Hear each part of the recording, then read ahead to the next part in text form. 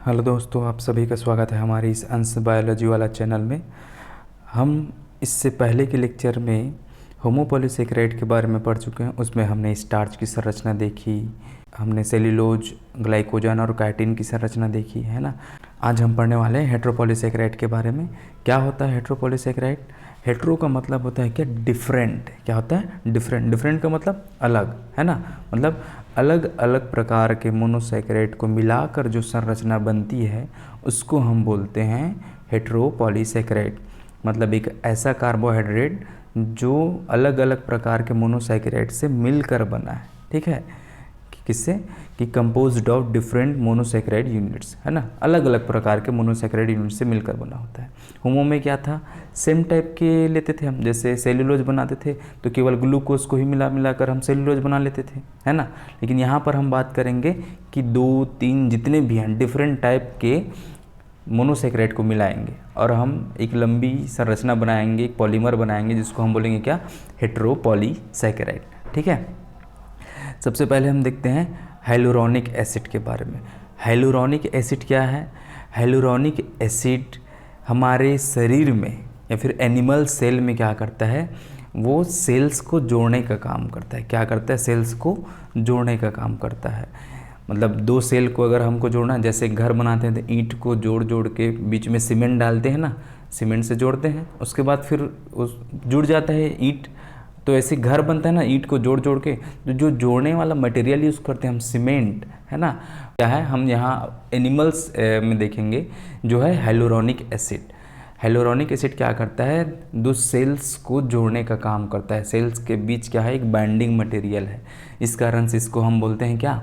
Animal cement. क्या बोलते हैं? एनिमल सीमेंट, ठीक है। ये क्या एनिमल्स बस में पाए जाते हैं हाइलुरोनिक एसिड? हाइलुरोनिक एसिड जो है वो प्लांट्स में भी मिलते हैं। किसमें मिलते हैं? प्लांट्स में भी मिलते हैं। कैसे प्लांट्स? जो ट्यूबर्स वाले, जो कंद टाइप के रहते हैं ना, कांदा बोलते हैं जिसको, है ना। तो ऐसे प्लांट्स में हमको देखने को मिलता है क्या? Hyaluronic acid. जैसे पोटैटो हो गया, स्वीट पोटैटोज, है ना। लोटस रूट, लोटस रूट को मतलब समझ रहे हो?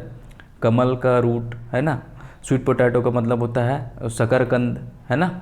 और ग्रेप्स, अंगूर में भी मिलता है। साइट्रस फ्रूट्स, साइट्रस फ्रूट का मतलब जितने भी नींबू, संतरा, अटरा, मौसम्बी, ये सारे के सारे क्या है? साइट्रस फ्रूट्स है ना। तो इन सब में हमको क्या देखने को मिलता है? हाइलुरोनिक एसिड मिल जाता है। क्लियर? मतलब आप देखो ये सब ऐसे प्लांट हैं जो थोड़े से नम रहते हैं। नम मतलब जेली के जैसे रहते हैं, जिसमें, है ना, जेली लाइक, जेली जैसी संरचना बनाते हैं ये, ठीक है। अब बात आती है कि ये कौन कौन से मोनोसेकेराइड यूनिट से मिलकर बना है ना। अब हम देखते हैं ये कौन कौन से प्रकार का मोनोसेकेराइड यूनिट से मिलकर बना है। ये बना होता है D glucuronic acid N acetyl glucosamine से। क्या क्या? एक होता है ग्लूकोयूरोनिक एसिड और एक होता है एन एसिटिल ग्लूकोसामाइन, जिसको हम नाग भी बोलते हैं। नाग, जिससे काइटिन बना था, पूरा नाग यूनिट से, है ना। तो यहाँ पर ये हाइलुरोनिक एसिड बना होता है दो मोनोसेकेराइड यूनिट। कौन कौन से मोनोसेकेराइड यूनिट्स हैं वो? एक को बोलते हैं ग्लूकोयूरोनिक एसिड और एक को बोलते हैं नाग, एन एसिटिल ग्लूकोसामाइन, ठीक है। ये है आपके सामने हाइलुरोनिक एसिड की संरचना। डी ग्लूकोयूरोनिक एसिड और एन एसिटिल ग्लूकोसामाइन को जोड़ जोड़ के हम क्या बनाते हैं? हाइलुरोनिक एसिड बनाते हैं, ठीक है। अब इसके बाद हम देखते हैं किसके बारे में? हिपैरिन के बारे में। हिपैरिन क्या है? हिपैरिन वर्ड हम लोग बहुत सुनते हैं कि हिपैरिन क्या है? वो ब्लड को जमने से रोकता है। हमारे शरीर में जो ब्लड है उसको जमने से रोकता है। हमारे शरीर के अंदर हिपैरिन का प्रोडक्शन होता है ना। ये क्या करता है? एक एंटी कोगुलेंट की तरह काम करता है। एंटी कोगुलेंट का मतलब जो रक्त का थक्का जमने से रोकता है, ठीक है, हमारे शरीर के अंदर। अब ये क्या करता है? जो प्लेटलेट्स होते हैं, जो क्या करते हैं, प्लेटलेट्स रक्त का थक्का जमाने में भाग लेते हैं, तो उसको जुड़ने से रोकते हैं। कौन? हिपैरिन, ठीक है। तो इसका यूज़ ना क्या करते हैं? डायलिसिस या फिर सर्जरी में किया जाता है। डायलिसिस या फिर सर्जरी में इसका यूज़ किया जाता है, ताकि यदि हम सर्जरी कर रहे हैं तो कहीं पर कट लग गया तो वो ऑक्सीजन जैसे उसके संपर्क में आता है तो वो क्या होता है? थक्का जमने लगता है, तो उस रक्त का थक्का न जमे इसलिए हम हिपैरिन डालते हैं ताकि वहाँ पर रक्त का थक्का ना जमे। ठीक है, तो इसका यूज़ हम सर्जरी में या फिर डायलिसिस में करते हैं। हिपैरिन कौन से भाग से सिंथेसाइज होता है, मतलब हिपैरिन का निर्माण हमारे शरीर में किस अंग के द्वारा होता है ना। हिपैरिन का निर्माण हमारे शरीर में होता है लीवर के द्वारा, लंग्स के द्वारा और इंटेस्टाइनल ट्रैक्ट्स के द्वारा, है ना। मैक्सिमम ये जो इसका निर्माण हिपैरिन का प्रोडक्शन अगर बोलें तो कहाँ पर होता है, कहाँ पर बनता है हिपैरिन आपके शरीर में, तो लीवर में बनता है भैया, और फेफड़ों में बनता है, और ये जो गैस्ट्रो इंटेस्टाइनल ट्रैक्ट है उसमें बनता है। ठीक है, ये इन संरचनाओं में बनते हैं आपके हिपैरिन। ठीक है, अब इसके बाद हम देखेंगे कि ह्यूमन में कितना हिपैरिन पाया जाता है। ह्यूमन में हिपैरिन की मात्रा कितनी रहती है ना। ह्यूमन में हिपैरिन सबसे पहले तो प्लाज्मा में पाया जाता है, किसमें, प्लाज्मा में। इसकी मात्रा रहती है 1 से 2.4 मिलीग्राम पर लीटर, मतलब 1 लीटर प्लाज्मा है उसमें आपको कितना हिपैरिन मिलेगा, 1 से लेकर 2.4 मिलीग्राम। ठीक है, ये हिपैरिन है। अब हिपैरिन किस यूनिट से मिलकर बना है, कौन कौन से मोनोसैकेराइड यूनिट से मिलकर बना है। हिपैरिन बना है D glucuronic acid N acetyl glucosamine. ठीक है, मतलब यहाँ पर 2 मोनोसैकेराइड है, एक को बोलते हैं ग्लूकोयूरोनिक एसिड और एक को बोलते हैं नाग, एन एसिटिल ग्लूकोसामाइन। क्लियर, ये हो गया हिपैरिन। हिपैरिन की संरचना यहाँ पर आप देख सकते हैं। हिपैरिन 2 यूनिट से मिलकर बना है, ग्लूकोयूरोनिक एसिड और नाग, एन एसिटिल ग्लूकोसामाइन। ठीक है, चलिए अब आगे बढ़ते हैं। अब हम पढ़ेंगे पेक्टिन के बारे में। किसके बारे में, पेक्टिन के बारे में। पेक्टिन क्या है, पेक्टिन जो है वो पाया जाता है प्लांट सेल में। किसमें, प्लांट सेल में। तो प्लांट का जो सेल वॉल बना होता है वो पेक्टिन से बना होता है, मतलब पेक्टिन उसमें भाग लेता है सेल वॉल के निर्माण में। तो स्पेशली जो मिडिल लेमिला होती है ना, मिडिल लेमिला मतलब समझ रहे हैं ना, प्लांट में जो सेल वॉल होता है उसको जोड़ने के लिए जो सीमेंट यूज़ करते हैं ना उसको बोलते हैं मिडिल लेमिला, है ना। तो मिडिल लेमिला क्या करता है, स्पेशली पेक्टिन से बना होता है। किससे, पेक्टिन से। बहुत ज़्यादा मात्रा में पेक्टिन पाया जाता है। अगर आपसे सवाल आता है कि पेक्टिन की मात्रा सबसे ज़्यादा किस में मिलती है, primary cell wall, secondary cell wall या फिर मिडिल लेमिला, आप किस में बोलोगे, मिडिल लेमिला में। ठीक है, तो ये मिलता है आपके मिडिल लेमिला में। अब इसको हम प्लांट सीमेंट भी बोलते हैं। क्यों बोलते हैं प्लांट सीमेंट, क्योंकि ये क्या करता है, प्लांट्स के सेल्स को जोड़ने का काम करता है। ठीक है, जैसे हम हाइलुरोनिक एसिड के बारे में पढ़े थे, वो क्या करता है, एनिमल्स में सेल को जोड़ने का काम करता है, इस कारण से उसको एनिमल सीमेंट बोले हैं। और पेक्टिन क्या करता है, प्लांट के सेल वॉल को जोड़ने का काम कर रहा है, इस कारण से इसको हम क्या बोलेंगे, प्लांट सीमेंट। क्या बोलेंगे, प्लांट सीमेंट। ठीक है, मतलब प्लांट्स के सेल्स को जोड़ने के लिए जो सीमेंट चाहिए, जो ग्लू चाहिए, वो है पेक्टिन। ये प्लांट में किस रूप में पाया जाता है, ये प्लांट में पाया जाता है कैल्शियम और मैग्नीशियम पेक्टेट के रूप में। ठीक है, ये किस रूप में पाया जाएगा, कैल्शियम एंड मैग्नीशियम पेक्टेट के फॉर्म में। Pectin normally occurs in fruit. Generally pectin की मात्रा पाई जाती है ज़्यादा, वो फ्रूट्स वगैरह में पाई जाती है। और ऐसे फ्रूट्स जो जेली के जैसे होते हैं, जैसे अंगूर वगैरह हो गया, एप्पल हो गया, लेमन्स, ऑरेंज हो गए, है ना, इन सब में इसकी मात्रा ज़्यादा पाई जाती है ना। पॉपुलर सोर्सेज यहाँ पर आपके पास है, देखिए कि कौन कौन से ऐसे सोर्स है जिसमें पेक्टिन की मात्रा ज़्यादा पाई जाती है। एप्पल है, साइट्रस फ्रूट का मतलब यहाँ पर आप देखिए ऑरेंजेस, ग्रेप्स, लेमन्स, है ना, जो साइट्रिक एसिड प्रोड्यूस करते हैं। ठीक है, तो इसमें आपको क्या देखने को मिलेगा, पेक्टिन की मात्रा देखने को मिलेगी। कैरेट्स है, गाजर में भी, चेरी में, ब्लैकबेरीज में भी क्या मिलता है, पेक्टिन की मात्रा मिलती है ना। अब यहाँ पर हम देखेंगे कि ये पेक्टिन कौन कौन से मोनोसैकेराइड यूनिट से मिलकर बना है। पेक्टिन बना है डी गैलेक्टोयूरोनिक एसिड से। किससे, D galacturonic acid and arabinose, mannose and रैमनोज।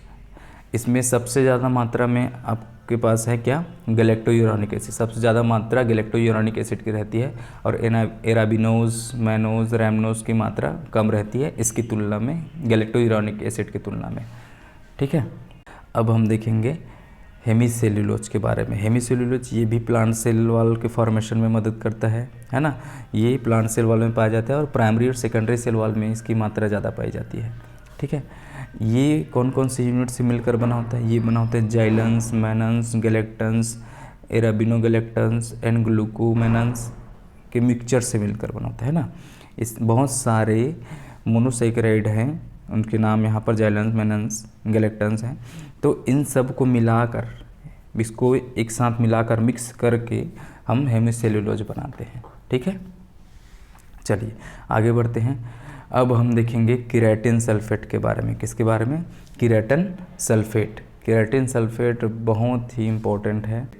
यह हमारी आँख का जो कॉर्निया है, कॉर्निया का मतलब ये जो बाहरी हिस्सा है जिसको डोनेट किया जाता है ना। जब आई डोनेट किया जाता है तो ये कॉर्निया हिस्सा ही डोनेट किया जाता है ना। तो ये कॉर्निया को बनाने में जो कार्बोहाइड्रेट भाग लेता है उसका नाम है केराटिन सल्फेट। क्या है? केराटिन सल्फेट, है ना। ये क्या करता है? कॉर्निया के डेवलपमेंट में हेल्प करता है, मतलब कॉर्निया बनाने में मदद करता है ये, और कॉर्निया की ट्रांसपेरेंसी में, ताकि लाइट इसके अंदर आ सके, लेंस के द्वारा बाहर से लाइट अंदर आ सके आँख के अंदर, तो ये मेंटेन करता है। कौन सा कार्बोहाइड्रेट है?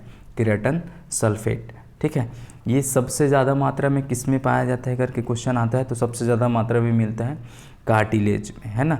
ह्यूमन एम्ब्रियोनिक कार्टिलेज, जो भ्रूण का कार्टिलेज होता है ना, मैक्सिमम भ्रूण में कार्टिलेज ही पाया जाता है, तो उसमें आपको एबंडेंट क्वालिटी में, मतलब बहुत ज़्यादा मात्रा में केराटिन सल्फेट देखने को मिलेगा। और थोड़ा बहुत मात्रा आपको प्लेसेंटा में भी देखने को मिलेगा। प्लेसेंटा मतलब जो नाल जुड़ी रहती है ना बच्चे से, माँ के द्वारा जो खाना प्रदान किया जाता है वो उस नाल के द्वारा बच्चे तक पहुँचाया जाता है, उसको बोलते हैं प्लेसेंटा। क्या बोलते हैं? प्लेसेंटा। ठीक है, जो नाभि से जुड़ा हुआ रहता है। ठीक है, अब ये कौन कौन से मोनोसेकेराइड यूनिट से मिलकर बना होता है ये देख लेते हैं। ये बना होता है आपके बीटा गैलेक्टोज से और एन एसिटिल ग्लूकोसामाइन से, नाग से, है ना। कौन कौन से मोनोसेकेराइड यूनिट है? बीटा गैलेक्टोज और एन एसिटिल ग्लूकोसामाइन। तो ये मोनोसेकेराइड यूनिट्स को मिलाकर हम बनाते हैं केराटिन सल्फेट। ठीक है, ये हमारी कॉर्निया के डेवलपमेंट में हेल्प करता है। क्लियर? चलिए अब आगे देखते हैं कॉन्ड्रोइटिन सल्फेट के बारे में। कॉन्ड्रोइटिन सल्फेट क्या है? ये भी एक हेट्रोपॉलीसेकेराइड है। ये क्या करता है? कनेक्टिव टिश्यूज़ में पाया जाता है, कार्टिलेज बोन जो रहता है उसमें मिलता है, स्किन में, लिगामेंट में, टेंडन में मिलता है ना। ये क्या करता है? कार्टिलेज वगैरह में ज़्यादा मात्रा में पाया जाता है। ठीक है, अब इसकी मात्रा अगर हम बोले कि सबसे ज़्यादा किस में मिलती है, तो जो सेंट्रल नर्वस सिस्टम का मैट्रिक्स है उसमें इसकी मात्रा ज़्यादा मिलती है। मैट्रिक्स का मतलब समझ रहे हैं? जो लिक्विड पार्ट रहता है ना सेल के अंदर, सेंट्रल नर्वस सिस्टम है, वो एक सेल है, लॉन्गेस्ट सेल होता है नर्वस सिस्टम, तो उसमें जो मैट्रिक्स जो लिक्विड भरा रहता है उसका साइटोप्लाज्म है ना, उसकी बात कर रहे हैं। तो उस साइटोप्लाज्म में, उस मैट्रिक्स में बहुत ज़्यादा मात्रा में मिलता है हमारा कॉन्ड्रोइटिन सल्फेट। ठीक है, अब ये कौन कौन से मोनोसेकेराइड यूनिट से मिलकर बना है देख लेते हैं। ये बना होता है ग्लूकोयूरोनिक एसिड और एन एसिटिल गैलेक्टोसामाइन से। ग्लूकोसामाइन नहीं बोलना है, क्या है ये है ग्लूकोयूरोनिक एसिड और एन एसिटिल गैलेक्टोसामाइन। हम नाग नहीं बोलेंगे, नाग में हम ग्लूकोसामाइन को बोलते हैं ना, ये क्या है? गैलेक्टोसामाइन है। ठीक है, ध्यान रखना है बात। ठीक है, अब यहाँ पर इस संरचना देख सकते हैं आप, यहाँ पर है ग्लूकोयूरोनिक एसिड और यह है गैलेक्टोसामाइन। तो ऐसे इन यूनिट को मिलाकर हम बनाते हैं कॉन्ड्रोइटिन सल्फेट, है ना। क्लियर? चलिए अब आगे बढ़ते हैं। क्या है इसके बाद? है हमारे पास डर्मेटन सल्फेट। क्या? डर्मेटन सल्फेट। डर्मेटन सल्फेट पाया जाता है कॉर्निया एंड स्क्लेरा में। आँख का जो बाहर का जो वाइट वाला हिस्सा है इसको बोलते हैं स्क्लेरा, है ना। और कॉर्निया क्या करता है? ये सामने का हिस्सा जो लाइट को अंदर आने देता है ना। कॉर्निया और स्क्लेरा के निर्माण में डर्मेटन सल्फेट भाग लेता है ना। मतलब डर्मेटन सल्फेट कॉर्निया एंड स्क्लेरा में पाया जाता है। ठीक है, ये क्या करता है, कॉर्निया की ट्रांसपेरेंसी, ट्रांसपेरेंसी का मतलब समझ रहे हैं ना, कॉर्निया को क्या करता है, ट्रांसपेरेंट बनाने में मदद। इससे पहले जो किया था ना केराटिन सल्फेट, सेम वैसा ये भी करता है कि कॉर्निया की ट्रांसपेरेंसी को मेंटेन करता है। लेकिन ये एक्स्ट्रा काम और करता है, ये आँख का जो शेप है ना, गोलाकार शेप है ना, शेप ऑफ द आई, इसको मेंटेन करके रखता है। ठीक है, आँख के शेप को, आकार को। ठीक है, अब ये किस में पाया जाता है, ये ऐसी जगह में पाया जाता है जहाँ पर ये इलास्टिसिटी प्रोवाइड करा सके, मतलब जहाँ पर ये क्या कर सके, उसको इलास्टिसिटी दे सके। जैसे उसके रबर को ऐसे तानते हैं ना, वो इलास्टिक होता है, तो ऐसी जगह में ये पाया जाता है, ये इलास्टिसिटी प्रोवाइड कराता है ना। ये आपको मिलेगा ब्लड वेसल्स में, जहाँ ब्लड बहता है ना। अब हार्ट वॉल्स, जो हार्ट के जो वॉल्स होते हैं ना, वॉल्स का मतलब होता है उसका दरवाज़ा, है ना। हार्ट में वॉल्स होते हैं, जो दरवाजे होते हैं, उसमें ये पाया जाता है। और अम्बिलिकल कॉर्ड, अम्बिलिकल कॉर्ड मतलब जो भ्रूण में जो नाल पाई जाती है ना, एक नाल जो ऐसे जुड़ी हुई रहती है माँ से बच्चे के बीच, तो उसमें ये पाया जाता है डर्मेटन सल्फेट। ये कौन कौन से मोनोसैकेराइड यूनिट से मिलकर बना होता है ये देख लेते हैं। ये बना होता है, हमारे पास है ग्लूकोयूरोनिक एसिड, एन एसिटिल ग्लूकोसामाइन। यहाँ पर आ गया नाग, गैलेक्टोसा नहीं है, ग्लूकोसा है, नाग है ना। तो यहाँ ये कौन कौन से यूनिट से मिलकर बना है, ग्लूकोयूरोनिक एसिड से और एन एसिटिल ग्लूकोसामाइन से। तो ये संरचना है हमारे पास डर्मेटन सल्फेट की, जो कौन कौन से यूनिट से मिलकर बना है, ग्लूकोयूरोनिक एसिड और एन एसिटिल ग्लूकोसामाइन से। तो ऐसी एक लंबी चेन बनती है इन दोनों की, और हमारे पास बन जाता है क्या, डर्मेटन सल्फेट, एक हेटेरोपॉलीसैकेराइड। ठीक है, अब इसके बाद हम देखेंगे पेप्टाइडोग्लाइकान या फिर म्यूरेन के बारे में। हम देखेंगे क्या है पेप्टाइडोग्लाइकान। पेप्टाइडोग्लाइकान का नाम आपने ज़रूर सुना होगा। पेप्टाइडोग्लाइकान बैक्टीरिया के सेल वॉल के फॉर्मेशन में मदद करता है। बैक्टीरिया जो रहता है उसका सेल वॉल बना होता है पेप्टाइडोग्लाइकान का। अब म्यूरेन क्या है, जो पुराने ज़माने के बैक्टीरिया थे ना, जिसको हम आर्की बैक्टीरिया बोलते हैं, तो उनका सेल वॉल जिससे बना तो उसको बोलते हैं म्यूरेन। ये संरचना असल में सेम टाइप की है, थोड़ा सा अंतर है। म्यूरेन जो है ज़्यादा स्ट्रॉन्ग है पेप्टाइडोग्लाइकान की तुलना में। ठीक है, ये संरचना किस में पाई जाएंगी, बैक्टीरिया में। किस में, बैक्टीरिया में। तो ये होता है बैक्टीरियल सेल वॉल के फॉर्मेशन में मदद करता है। ठीक है, ये किससे बना होता है, कौन कौन से मोनोसैकेराइड यूनिट से मिलकर बना होता है, ये बना होता है ग्लाइकोसामाइनोग्लाइकांस से। किससे, ग्लाइकोसामाइनोग्लाइकांस। और ये ग्लाइकोसामाइनोग्लाइकांस बने होते हैं दो संरचनाओं से, दो मोनोसैकेराइड से। एक को बोलते हैं हम नाग और एक को बोलते हैं नाम। नाग का नाम है एन एसिटिल ग्लूकोसामाइन और नाम का नाम है एन एसिटिल म्यूरेमिक एसिड। ठीक है, कौन कौन सी मोनोसैकेराइड यूनिट से मिलकर बना है, नाग और नाम, ये दोनों मिलकर क्या बनाएंगे, ग्लाइकोसामाइनोग्लाइकांस। और यही ग्लाइकोसामाइनोग्लाइकांस की एक लंबी चैन है जो क्या बनाएगी, पॉलीपेप्टाइडोग्लाइकान। क्या बनाएगी, पेप्टाइडोग्लाइकान। ठीक है, ठीक। नाग और नाम एक दूसरे से कौन से बॉन्ड के द्वारा जुड़ते हैं, नाग और नाम एक दूसरे से 1,4 ग्लाइकोसाइडिक बॉन्ड, या फिर इनके बीच पाया जाता है बीटा 1,4 ग्लाइकोसाइडिक लिंकेज। ठीक है, ये एक दूसरे से 1,4 ग्लाइकोसाइडिक लिंकेज के द्वारा जुड़े रहते हैं। ठीक है, पेप्टाइडोग्लाइकान क्या है, बैक्टीरिया का सेल वॉल बनाता है, वो उसको हेल्प करता है, बाहरी चीज़ों से रक्षा करता है उसकी। ठीक है, चलिए अब आगे देखते हैं क्या है। आगे हमारे पास है क्या, म्यूसिलेज। क्या है, म्यूसिलेज। म्यूसिलेज एक कार्बोहाइड्रेट है। म्यूसिलेज टर्म सुनते ही हमको ऐसा सलाइवा का याद आने लगता है, लार जो निकलता है उसकी याद आने। म्यूसिलेज मतलब कोई चिपचिपा पदार्थ है ना, म्यूसिलेज लार वगैरह जो रहता है वैसा टाइप का। तो इसको हम बोलते हैं इसी कारण से म्यूकोपॉलीसैकेराइड। क्या बोलते हैं, म्यूकोपॉलीसैकेराइड भी बोलते हैं म्यूसिलेज को। ये म्यूसिलेज क्या करता है, आप देखिए यहाँ हम अगार, एल्जिनिक एसिड, कैराजीन है ना, ये क्या करते हैं, ये एक म्यूकोपॉलीसैकेराइड है, ये एक म्यूसिलेज है ना। इसको ऑब्टेन किया जाता है सीवीड्स से, एल्गी से प्राप्त किया जाता है। जिलेडियम नाम की एक ब्राउन एल्गी है, उससे प्राप्त किया जाता है अगार, है ना। इसका यूज़ कहाँ पर करते हैं, इसका इकोनॉमिकली यूज़ होता है, बहुत ज़्यादा मात्रा में अगार पाउडर बनाने में या फिर जेली बनाने में, जेली आइसक्रीम वगैरह बनाने में इसका यूज़ किया जाता है। ठीक है, ये आपको किससे प्राप्त होगा? अगार किससे मिलता है पूछ दिए तो जिलेडियम नामक एक एल्गी से। कौन सा एल्गी है? ब्राउन एल्गी है कि ग्रीन एल्गी है? ब्राउन एल्गी है। क्लियर?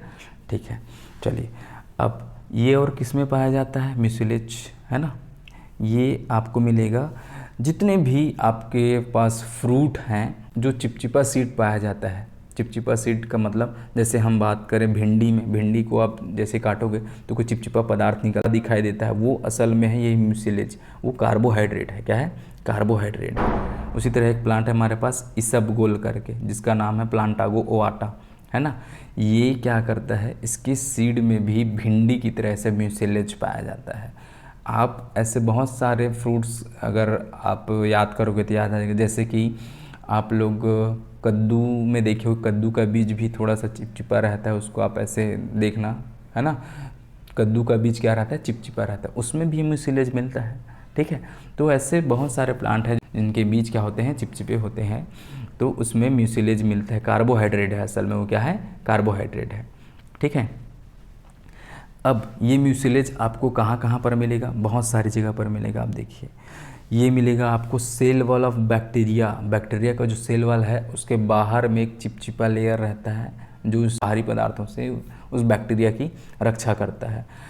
और जो मछली का जो आउटर सरफेस, बहुत सारी मछलियों में आप देखना उसके बाहर का स्किन ना बहुत स्लिपरी रहता है, एकदम फिसल जाता है ना। वो स्लिपरी क्यों रहता है? क्योंकि उसके बाहर में कुछ ऐसे म्यूसिलेज सिक्रेट होते हैं जिसके कारण वो एकदम स्लिपरी रहता है, फिसल जाता है आसानी से। वो असल में है क्या? कार्बोहाइड्रेट, है ना।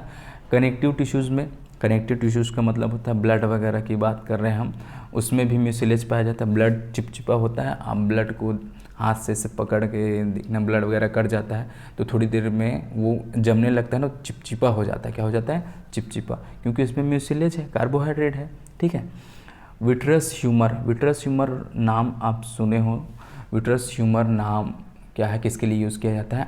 आँख के अंदर जो लिक्विड भरा है ना हमारी आँख के अंदर, उसको बोलते हैं विट्रस ह्यूमर। ये रेटिना और लेंस के बीच का लिक्विड है जो लाइट को अंदर आने देता है, रेटिना तक पहुंचने देता है ना। और ये मेंटेन करता है हमारी आँख की संरचना को, जो गोल संरचना है आँख की, उसको मेंटेन करके रखता है विट्रस ह्यूमर। मेन काम है इसका क्या? लाइट को अंदर आने देना, लेंस से अंदर आएगा, उसके बाद कहाँ पर फोकस होगा? वो रेटिना पर। ठीक है, तो ये हमारी आँख के अंदर पाया जाने वाला जो द्रव है, जो लिक्विड है, वो बना है किससे? कार्बोहाइड्रेट से। किससे? कार्बोहाइड्रेट से। ठीक है, और जो साइनोवियल फ्लूइड ऑफ जॉइंट्स, जो हाथ पैर के या फिर हड्डियों में जो जोड़ होता है, वहाँ पर एक लिक्विड पाया जाता है जिसको बोलते हैं हम साइनोवियल फ्लूइड। ये बनना है म्यूसिलेज से, कार्बोहाइड्रेट से। ठीक है, ये सारे के सारे म्यूकोपॉलीसैकेराइड्स हैं। अब बात आती है ये बना किससे है? कौन कौन से मोनोसैकेराइड यूनिट से मिलकर बना है? ये बना है गैलेक्टोज से, मैनोज से, एराबिनोज, जाइलोज, रैमनोज एंड गैलेक्टोयूरानिक एसिड से। बहुत सारी चीज़ों से मिलकर बना है ना, बहुत सारे इसमें मोनोसैकेराइड देख लिया हम जिनसे मिलकर ये सलाइवा बना है। मतलब जो गम वगैरह बनता है, गम मतलब हम बात कर रहे हैं ग्लू की, किसकी? ग्लू वगैरह की, तो उसका जो चिपचिपा पदार्थ जो नेचर देता है वो असल में कौन देता है? कार्बोहाइड्रेट देता है। कौन देता है? कार्बोहाइड्रेट देता है। ठीक है, ये हो गया म्यूसिलेज। अब हम देखते हैं लास्ट पॉइंट कार्बोहाइड्रेट का, वो है क्या? फंक्शन। क्या है? फंक्शन। ठीक है, आज हम देखने वाले हैं फंक्शन के बारे में, फंक्शंस ऑफ पॉलीसैकेराइड्स। क्या क्या काम है, क्या क्या फंक्शन है इसका, ये देख लेते हैं। देखिए, इसका काम है क्या करना? फूड को स्टोर करके रखना। कार्बोहाइड्रेट में हम कुछ स्टोर फूड के बारे में पढ़े हैं ना, कि ग्लाइकोजन एनिमल्स में स्टोर होता है, स्टार्च प्लांट में स्टोर होता है जिसका यूज़ बाद में किया जा सकता है। तो एनर्जी को हम क्या करके रखें? स्टोर करके रखें। क्या करके? स्टोर करके। काहे स्टोर किए हैं? ताकि हम बाद में इसका यूज़ कर सके भाई, है ना। बाद में जब ज़रूरत पड़ी, कहीं कभी हम उपवास वगैरह रहते हैं ना, फास्टिंग करते हैं, उस टाइम पे शरीर को एनर्जी कौन देता है? जब हम उपवास रहते हैं तो ये स्टोर फूड हमारे शरीर की बात करें तो ग्लाइकोजन देगा, है ना। प्लांट उपवास रहेगा तो उसको कौन देगा? स्टार्च देगा, प्लांट उपवास रहता है क्या, वो तो हमेशा खाना बनाता है ना, सनलाइट पड़ी, खाना बनाया, यूज़ कर लिया। ठीक, चलिए आगे हम देखते हैं इसका दूसरा फंक्शन है। ये एनिमल्स में या फिर प्लांट्स में या फिर दूसरे बैक्टीरिया की अगर हम बात करें, दूसरे जीवों की, तो संरचना को बनाने में भी मदद करता है, स्ट्रक्चरल कंपोनेंट्स बनाता है। जैसे कि हम बात कर रहे हैं प्लांट्स में, तो प्लांट्स में जो सेल वॉल है तो वो बना होता है किसी सेल्यूलोज से बना है, हेमी सेल्यूलोज, पैक्टिन से बना है, बना रहता है ना। तो ये सेल वॉल बनाने में मदद कर रहा है, शरीर की संरचना बनाने में। एनिमल्स में बात कर रहे हैं तो कॉन्ड्रोइटिन सल्फेट है, keratin sulphate, N acetyl glucosamine, ये क्या है, ये सब एनिमल्स में उसके शरीर की संरचना बनाने में मदद कर रहे हैं, है ना। मैक्सिमम एन एसिटिल ग्लूकोसामाइन के बारे में हम देखें, मैक्सिमम संरचना एनिमल्स की बनाता है ये एन एसिटिल ग्लूकोसामाइन, ये कार्बोहाइड्रेट। ठीक है, तो ये शरीर की संरचना बनाने में मदद कर रहा है। बैक्टीरिया में भी हमने देखा था, उसमें क्या था, पेप्टाइडोग्लाइकन क्या है, एक पॉलीसेकेराइड है, वो भी तो उसकी संरचना बनाना, आउटर कैप्सूल जो बनाता है, जो सेल वाल बनता है बैक्टीरिया का, वो किससे बना होता है, पेप्टाइडोग्लाइकन। वो क्या है, प्रोटीन है कि कार्बोहाइड्रेट, कार्बोहाइड्रेट है। तो ये शरीर की संरचना बनाने में मदद कर रहा है। सेल्यूलोज प्लांट का सेल वाल बनाता है। उसी तरह हम काइटिन की बात करेंगे। काइटिन जो इंसेक्ट्स रहते हैं ना, आर्थ्रोपोड्स, उसका एक्सोस्केलेटन बनाता है। एक्सोस्केलेटन का मतलब बाहरी शरीर, बाह्य कंकाल, है ना, बाह्य कंकाल बनाता है, जैसे कॉकरोच वगैरह का है, मकड़ी का, है ना। अब सेल वाला फंजाई, जो सेल वाल रहता है ना फंजाई का, कवक का जो सेल वाला है वो बना होता है काइटिन से। तो शरीर की संरचना बनाने में मदद कर रहा है।